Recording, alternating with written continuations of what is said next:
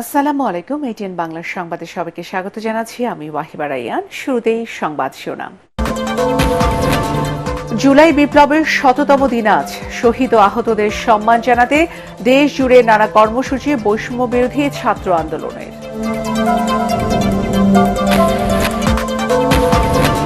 মাওলানা সাদকে বাংলাদেশে আসতে না দিলে বিশ্ব ইজতেমা করতে না দেওয়ার হুঁশিয়ারি। কাকরাইল মসজিদে ভোরে জুবায়েরপন্থী, পরে সাদ অনুসারীদের অবস্থান। রাজনৈতিক প্রভাবে গড়ে ওঠা বেসরকারি মেডিকেল কলেজ হাসপাতালগুলোর বিরুদ্ধে অভিযোগের পাহাড়। শর্ত পূরণ না করলে কঠোর ব্যবস্থা জানালেন স্বাস্থ্য শিক্ষা অধিদপ্তরের মহাপরিচালক। এবং ক্রীড়া পরিদপ্তরে দুর্নীতি নিয়ে সাবেক ও বর্তমান পরিচালকদের পাল্টাপাল্টি অভিযোগ, সরকারের তদারকির তাগিদ।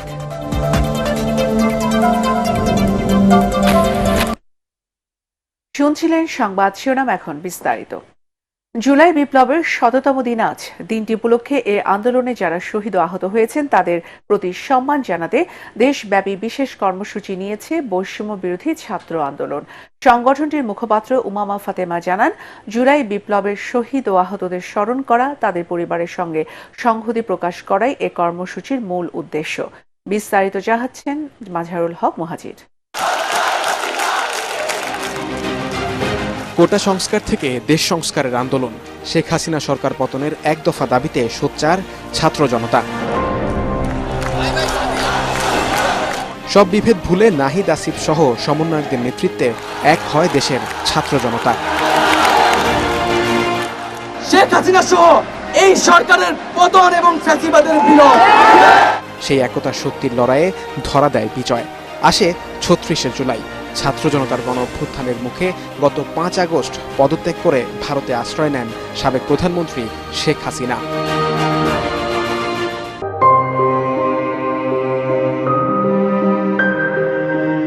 ২০০০ তাজা প্রাণ আর অগণিত আহতদের ত্যাগের বিনিময়ে নতুন বাংলাদেশের আশায় বুক বাঁধে সারা দেশ।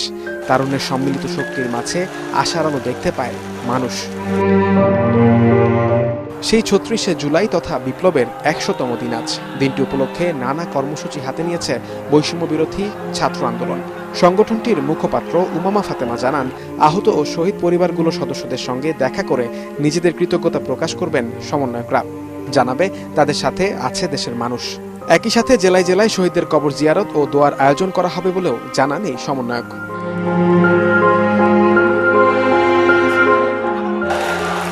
মাজহারুল হক মুহাজির, এটিএন বাংলা, ঢাকা। মাওলানা সাদ কান্দলভিকে বাংলাদেশে আসতে না দিলে টঙ্গীতে এবার কোনো ইজতেমা করতে দেওয়া হবে না বলে হুঁশিয়ারি দিয়েছেন তার অনুসারীরা। শুক্রবার রাজধানীর কাকরাইল মসজিদ এলাকায় অবস্থান নিয়ে নিজেদের এই সিদ্ধান্তের কথা জানান। এর আগে পূর্ব ঘোষিত কর্মসূচি অনুযায়ী কাকরাইল মসজিদে অবস্থান নেন মাওলানা সাদের অনুসারীরা। এ সময় তারা বলেন, একটি কুচক্রী মহল বিধর্মীদের স্বার্থ পূরণে মাদ্রাসার শিক্ষার্থীদের ব্যবহার করে তাবলিগকে প্রশ্নবিদ্ধ করছে। আরও জানাচ্ছেন মুশফিকুর রহমান। নানা হুমকি ও আশঙ্কার পর অবশেষে কাকরাইল মসজিদে অবস্থান নেন মাওলানা সাদের অনুসারীরা। পূর্ব ঘোষিত কর্মসূচিতে যোগ দিতে সকাল থেকেই কাকরাইলে ঢল নামে মুসল্লিদের। কাকরাইল মসজিদ দখলে রাখার ঘোষণা থেকে সরে দাঁড়িয়ে সকাল ৮টার আগেই মসজিদ প্রাঙ্গণ ত্যাগ করেন তাবলিগের জুবায়েরপন্থীরা। এ সময় বিশ্ব ইজতেমার প্রথম পর্ব তাদের জন্য নির্ধারণ ও মাওলানা সাদ কান্দেলভিকে ইজতেমায় অংশ নেওয়ার অনুমতি দিতে সরকারের কাছে দাবি জানান অনুসারীরা। কেন বৈষম্যের কারণে এ দেশে এখনো মসজিদ ভাগ করবে, তারা বেশি সময় নেবে, আমাদের কম সময় দেবে? আমরা কি বাংলাদেশি না? বিশ্ব ইজতেমা বিগত দিনে ওনাদেরকে প্রথম দেওয়া হয়েছে, এবারে আমাদেরকে প্রথম দেওয়া হোক, আর মাওলানা সাদ সাহেব যাতে আসে। আমরা প্রথমে ইস্তফা করব এবং আমাদের হুজুরকে আনবো। এই ইনসাফটা আমি সরকারের কাছে আমি চাচ্ছি, অনুরোধ করছি, আমি হাত জোর করে অনুরোধ করছি, এই ইনসাফটা যেন আমাদেরকে দেয়। এ সময় তারা বলেন, আর্থিক ও রাজনৈতিক স্বার্থে উদ্দেশ্য প্রণোদিতভাবে তাবলিগকে বিভক্ত করা হয়েছে। ইজতেমা তারা আলাদা করুক, আমাদের আপত্তি নাই। আমাদের ইজতেমা আমরা আলাদা করব, তাদের ইজতেমায় তারা যাদেরকে আনবে আমাদের কোনো আপত্তি নাই। কিন্তু আমাদের ইজতেমায় আমাদের হজ্জজি আসবে, এখানে তাদের আপত্তি। এটা একটা সম্পূর্ণ বৈষম্য একটা কথা, তাদের সাথে তাবলিগের কোনো সাথী খুব সামান্য পরিমাণ আছে, আর তারা মাদ্রাসার ছাত্রদেরকে ভুল বুঝিয়ে ওখান থেকে ভাড়া করে তাদেরকে এনে এই তাবলিগের মেহনতকে কুলুষিত করে। যদি হযরত মাওলানা সাদ সাহেব দামাত বরকাতুহুমকে সরকার অনুমতি না দেয়, আমরা প্রয়োজন হইলে আমাদের নিজেদের যোগ্যতায় হযরতজিকে আমরা নিয়ে আসবো।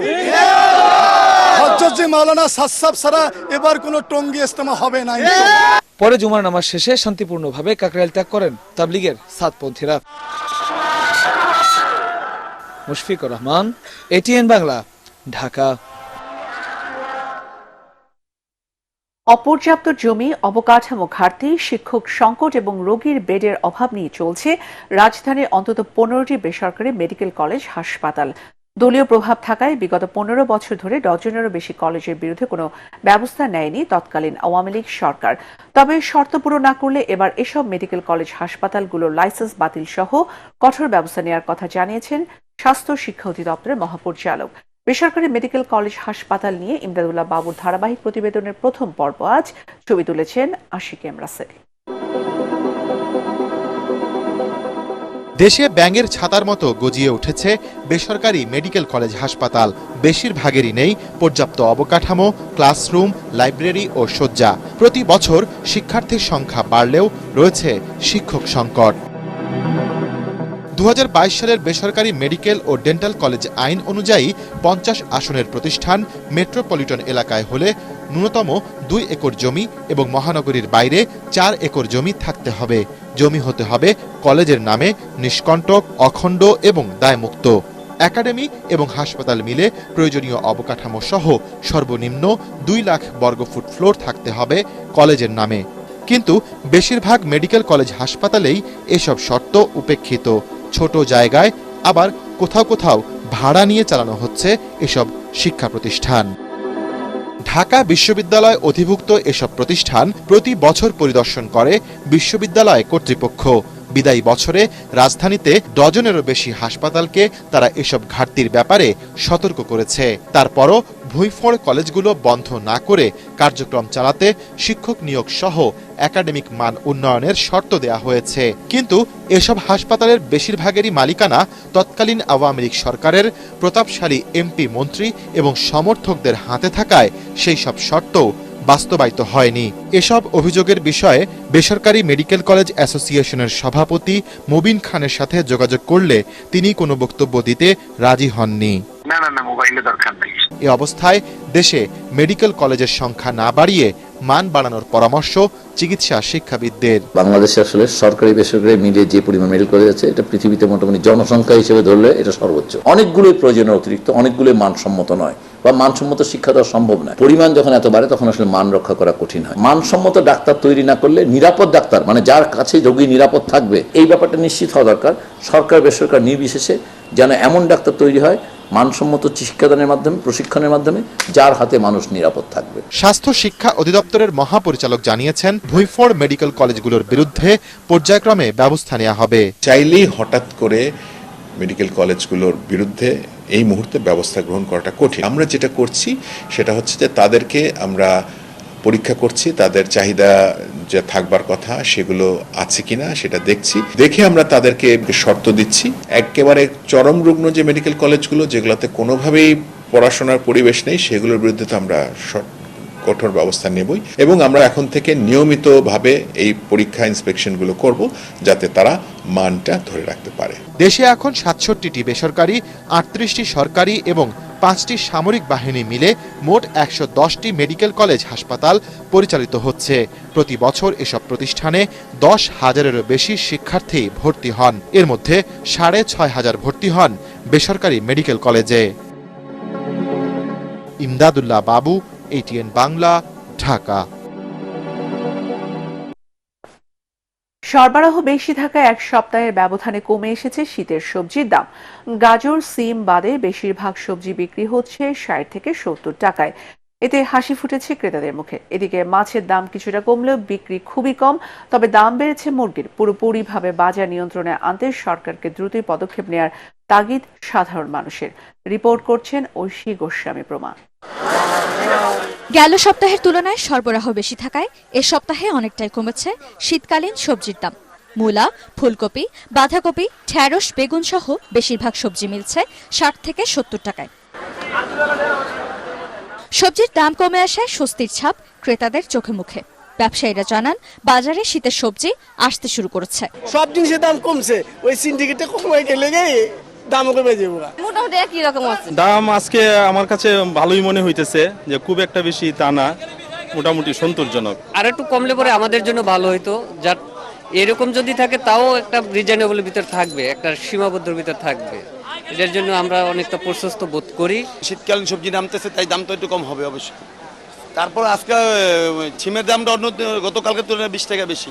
সবজির পাশাপাশি কমেছে মাছের দাম, তবুও মাছের বাজারে দেখা নেই ক্রেতার। হতাশায় সময় পার করছেন মাছ বিক্রেতারা। এদিকে ব্রয়লার মুরগির দাম কেজিতে বেড়েছে 20 টাকা। বলার দাম একটু কম ছিল, আজকে একটু বেশি। মাছের দাম আলহামদুলিল্লাহ কম আছে। গত সপ্তাহ থেকে এই সপ্তাহে 20-50 টাকা প্রত্যেকটা মাছের দাম কম আছে। ইলিশ মাছের তো বাজারে আইসা পড়ছে, সব মাছের সরবরাহ ভালো আছে, কাস্টমার একটু কম। সিন্ডিকেট ভেঙে নিত্য প্রয়োজনীয় পণ্যের দাম নিয়ন্ত্রণে আনতে সরকার দ্রুতই ব্যবস্থা নেবে, এমনটাই প্রত্যাশা ক্রেতাদের। ঐশী গোস্বামী, প্রমা, ATN বাংলা, ঢাকা। কোনো অনিয়ম দুর্নীতি হয়নি, বরং ক্রীড়া পরিদপ্তরকে ধ্বংস করতে সাবেক পরিচালক আনাম তরিকুল ইসলাম নানা ষড়যন্ত্র করেছেন বলে অভিযোগ করেছেন দুই পরিচালক ফেরদৌস আলম আর আলিমুজ্জামান। জবাবে তৎকালীন পরিচালক বলেন, বিধি বহির্ভূতভাবে তিনি অর্থ দিতে অস্বীকৃতি জানানোর কারণেই তার বিরুদ্ধে চক্রান্ত শুরু হয়েছে। ক্রীড়া পরিদপ্তরের অনিয়ম নিয়ে SM আশরাফের বিশেষ রিপোর্টের আজ থাকছে শেষ পর্ব।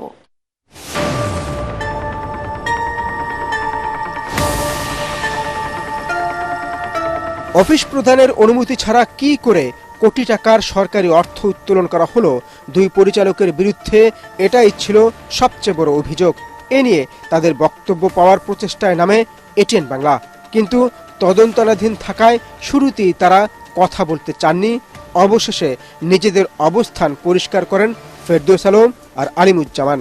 আগের পরিচালক মহোদয় যে নুরে আলম সিদ্দিকী স্যার, উনি ওনার যে আইনবান ক্ষমতা সেটি উনি আমাকে হস্তান্তর করে। যখন বিল সাবমিট করার লাস্ট ডেট, ওনার মৌখিক অনুমতি সাপেক্ষে আমরা বিলটা ছেড়ে দিই। ফলে ইজিপির সিস্টেম 100% কমপ্লিটেড, সেটার আলোকে আমরা বিল দিতে পারি। কিন্তু লাস্ট যেটা যে আমাদের অ্যাকাউন্টসে যে ছিল, সে বললো যে স্যার বিল সাবমিট করার লাস্ট, আমি স্যারের সাথে কথা বলে, স্যার বিলটা কি স্যার আমি সিগনেচার করে দেবো, তো বলেছি করে দেন, আমি লাস্ট এরিয়াটা আমি সিগনেচার করে দেবনি। এইটা ফাইলটা মানে ভুলবশত এটা রয়ে গেছে, সিগনেচারটা করা হয়নি। কোনো রকম কোনো হচ্ছে যে আত্মসাৎ বা দুর্নীতি কোনো রকম কোনো সুযোগ নেই, এটা ইজিপি সিস্টেম। এ সময় তারা বলেন, কোনো অর্থ আত্মসাৎ নয়, বরং অভিজ্ঞতার অভাবেই কাগজপত্রে তাদের অনেক ভুলভ্রান্তি হয়েছে।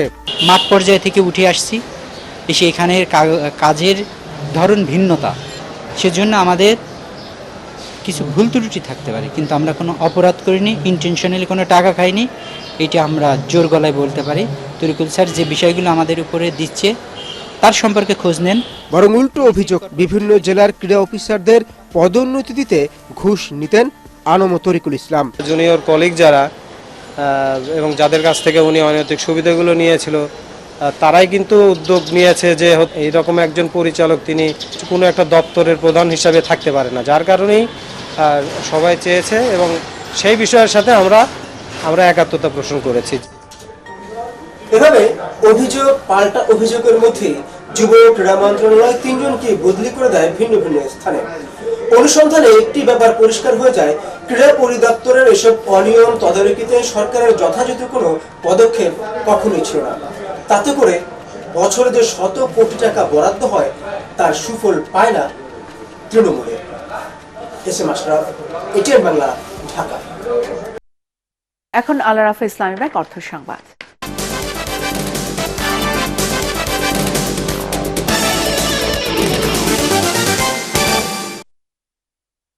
খুলনায় ধান গবেষণা ইনস্টিটিউটে নতুন উদ্ভাবিত উচ্চ ফলনশীল ব্রি ধান 103-এর বাম্পার ফলন হয়েছে। প্রাকৃতিক দুর্যোগ প্রবণ উপকূলীয় এলাকার জমিতে এ ধানটি টিকে থাকতে সক্ষম, তেমনি খড়ের পরিমাণ অন্য জাতের থেকে বেশি হওয়ায় মিটবে গোখাদ্যের সংকট। কৃষি কর্মকর্তারা বলছেন দেশের উদ্ভাবিত সকল জাতের মধ্যে সবচেয়ে বেশি ফলন এই জাতের ধানের।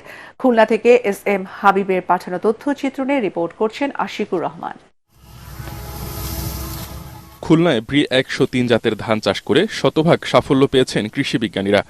গুণে মানে ঠিক থাকায় এবং উচ্চ ফলনশীল হওয়ায় এই ধানে বিপুল সম্ভাবনা দেখছেন তারা। 2022 সালে প্রথম উদ্ভাবন করা হয় ব্রি ধান 103। এই জাতের কাণ্ড শক্ত, সহজে হেলে পড়ে না এবং ধান পাকার পরও গাছ থাকে সবুজ। গাছের উচ্চতা 125 সেন্টিমিটার। চাল হয় চিকন ও সাদা। এই জাতের ধানের জীবনকাল 130 দিন। আমনের তুলনায় এই ধানের ফলন বেশি হওয়ায় আগামীতে এই ধান চাষের আগ্রহ প্রকাশ করেছেন কৃষকরা। ভালো ফলন এই ধানই আমরা করবো। এই কৃষি অফিসে আমাদের এই বীজটা দিচ্ছে। আমরা আবার করবো ধান, খুব বাম্পার ধান, মোটামুটি এরকম ফলন আমরা কোনো ধান পাইনি। অন্য ধানের চাইতে সুন্দর ফসল হয়েছে। এদিকে ব্রি ধান 103 জাতটি স্বল্প জীবনকাল সম্পন্ন হওয়ায় কৃষক একই জমিতে অন্য ফসল চাষ করতে পারবেন। আর ধানের চিটা, রোগবালাই ও পোকামাকড়ের আক্রমণ না থাকায় কৃষকের খরচও কম পড়বে বলে জানিয়েছেন কৃষি কর্মকর্তারা। লম্বা এবং চিকন জাতের চাল হবে, সুতরাং এই বিষয়গুলো কিন্তু আমরা কৃষকদেরকে অবহিত করে এবং আমরা দেখেছি যে এই ধানটা কিন্তু আপনার 128 থেকে 133 দিনের ভিতরে আমরা হারভেস্ট করতে পারবো বা কর্তন করতে পারবো। সুতরাং কৃষক কিন্তু একটা লাভবান হতে পারবে অল্প দিনের ভিতরে। খাদ্য নিরাপত্তা নিশ্চিতে উপকূলীয় কৃষকদের মধ্যেও ধানের এই জাতটি জনপ্রিয় হয়ে উঠবে বলে মনে করছেন তারা। Bureau report, ATN Bangla. এবার সন্ধানী লাইফ ইন্স্যুরেন্স আন্তর্জাতিক সংবাদ।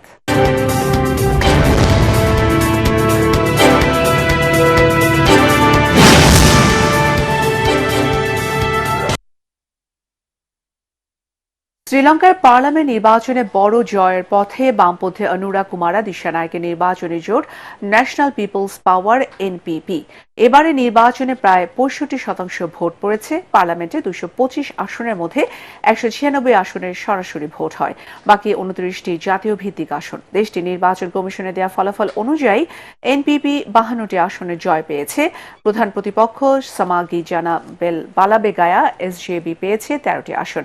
এর আগে গেল সেপ্টেম্বরে প্রেসিডেন্ট নির্বাচিত হন অনুরা।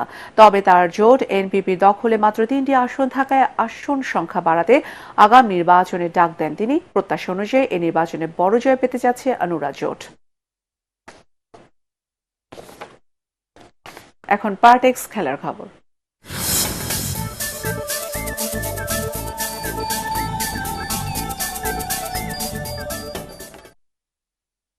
ওয়েস্ট ইন্ডিজের বিপক্ষে আজ থেকে 4 দিনের একটি প্রস্তুতি ম্যাচ খেলবে বাংলাদেশ সময় রাত 8টায় অ্যান্টিগায় শুরু হবে প্রস্তুতি ম্যাচটি। এই ম্যাচ দিয়ে ওয়েস্ট ইন্ডিজ সফর শুরু করবে বাংলাদেশ দল। এদিকে দীর্ঘ ভ্রমণ শেষে ইতিমধ্যে অ্যান্টিগায় পৌঁছেছে বাংলাদেশ দল। আফগানিস্তানের বিপক্ষে 3 ম্যাচের ওয়ানডে সিরিজ শেষ করে টেস্ট দলের ক্রিকেটাররা দুবাই থেকে সেখানে আগেই যাওয়া দলের সাথে যোগ দেন। অ্যান্টিগার নর্থ সাউন্ড গ্রাউন্ডে 2 দলের মধ্যকার প্রথম টেস্ট ম্যাচ শুরু হবে 22 নভেম্বর। বিশ্বকাপ বাছাই পর্বে একই রাতে হোঁচট খেল ফুটবলের 2 জায়ান্ট দেশ ব্রাজিল ও আর্জেন্টিনা। ভেনেজুয়েলার সাথে 1-1 গোলে ড্র করেছে 5 বারের বিশ্ব চ্যাম্পিয়ন। আরেক ম্যাচে প্যারাগুয়ের কাছে 2-1 গোলে হেরে গেছে আর্জেন্টিনা। তবে এখনও টেবিলের শীর্ষস্থান ধরে রেখেছে বর্তমান বিশ্ব চ্যাম্পিয়নরা। SM আশরাফের আরও একটি রিপোর্ট। 11 মিনিটেই প্রতিপক্ষ শিবিরকে হতাশায় ডুবিয়ে আর্জেন্টিনা জানান দেওয়ার চেষ্টা করে জয়ের ধারা অব্যাহত রাখতে চায় তারা। গোলদাতা লাউতারো মার্টিনেজ। কিন্তু এই উৎসবের স্থায়িত্ব মাত্র 8 মিনিট। অ্যান্টনিও সানব্রিয়ার চোখ ধাঁধানো বাইসাইকেলে কিকে স্বাগতিক দর্শকরা আনন্দে ভাসে। ম্যাচ সমতায় 1-1। প্যারাগুয়ের উৎসবের রাতটাকে আরও দীর্ঘ করেন ওমর আলদেরেতে। 47 মিনিটে তার হেডে গুস্তাভো আলফারোর দল পেয়ে যায় রেকর্ড করা এক জয়। বিশ্বকাপ বাছাইয়ের এক সংস্করণে এ নিয়ে দ্বিতীয়বার ব্রাজিল ও আর্জেন্টিনাকে হারানোর স্বাদ পায় প্যারাগুয়ে। আরেক ম্যাচে ভেনেজুয়েলার বিপক্ষে বল দখল আর আক্রমণে এগিয়ে থাকা 5 বারের বিশ্ব চ্যাম্পিয়ন ব্রাজিলকে 43 মিনিটে এগিয়ে নেন রাফিনহা। তবে এই লিড তারা ধরে রাখতে পারেনি। তেলাস্কো সেগুবিয়ার গোলে 46 মিনিটে সমতায় ফেরে স্বাগতিকরা। 17 পয়েন্ট নিয়ে টেবিলের 3-এ আছে Brazil. S M Ashraf, ATN Bangla. শেষ করার আগে সংবাদ শিরোনাম আরো একবার। জুলাই বিপ্লবের ১০০তম দিন আজ। শহীদ ও আহতদের সম্মান জানাতে দেশ জুড়ে নানা কর্মসূচি বৈষম্য বিরোধী ছাত্র আন্দোলনের।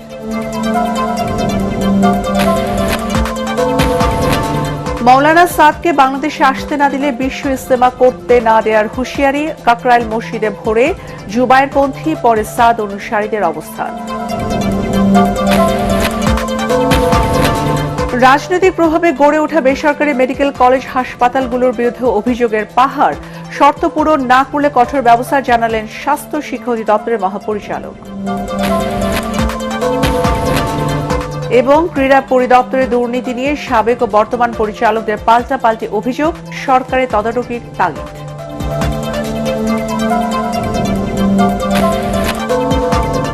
পরবর্তী সংবাদ দেখার আমন্ত্রণ জানিয়ে এখনকার মতো শেষ করছি। এটিএন বাংলার সংবাদ ইউটিউবে দেখতে ব্রাউজ করুন youtube/ATN Bangla News। ধন্যবাদ।